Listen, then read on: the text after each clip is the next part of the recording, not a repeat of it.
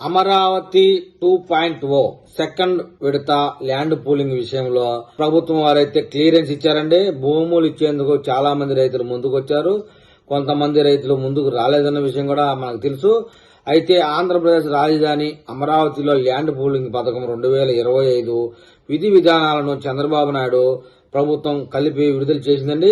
ఈ మేరకు పూర్తి వివరాలతో కూడిన సమగ్ర నోటిఫికేషన్ రాష్ట్ర ప్రభుత్వం జారీ చేసిందని చెప్తున్నారు. రాజధాని కోసం భూములు ఇచ్చిన రైతులకు వర్తించే ప్రయోజనాలను ఆ నోటిఫికేషన్ లో పేర్కొంది. పురపాలక పట్టణాభివృద్ధి శాఖ ముఖ్య కార్యదర్శి ఎస్ సురేష్ కుమార్ ఈ నోటిఫికేషన్ అయితే జారీ చేశారు.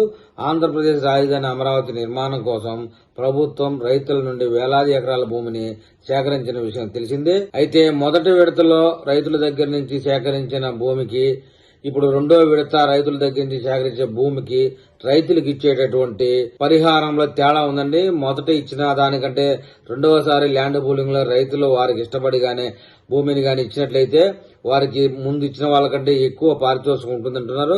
అందులో ఏంటంటే ఎకరాకి 50,000 రూపాయల లెక్కన కౌలు, వారి కుటుంబంలో ఆరోగ్యానికి సంబంధించినటువంటి హెల్త్ కార్డులు జారీ చేస్తారండి. ఎవరికి ఏదైనా అనారోగ్యం వచ్చినప్పుడు కూడా ఆ హెల్త్ కార్డు ద్వారా క్లియర్ చేసుకోవచ్చు. ఇకపోతే వాళ్ళ ఇంట్లో చదువుకున్న పిల్లలు ఎవరైనా ఉన్నప్పటికీ ఆ పిల్లలకి చదువులకు అయ్యే ఖర్చు కూడా ప్రభుత్వమే భరిస్తుందని చెప్తున్నారు. ఇంకొక విషయం ఏంటంటే ఇంపార్టెంట్ది, భూములు ఇచ్చినటువంటి రైతులు ఎవరైనా బ్యాంకులో లోన్ రూపంలో అప్పుంటే గనక 1,50,000 రూపాయల వరకు మాఫీ చేయడానికి కూడా సిద్ధమైంది. ఇకపోతే ఆ ఏరియాలో ఇప్పుడు భూమి ల్యాండ్ పూలింగ్ తీసుకోబోతున్న ఏరియాలో రైతు కూలీలుగా ఉన్నవారు ఎవరికైనా కూడా ప్రతి నెల 5,000 రూపాయలు పింఛన్ ఇచ్చేటట్టు కూడా ఈ యొక్క సెకండ్ పాయింట్ అదే అమరావతి ల్యాండ్ పూలింగ్ 2.0లో చేరుతున్నారు.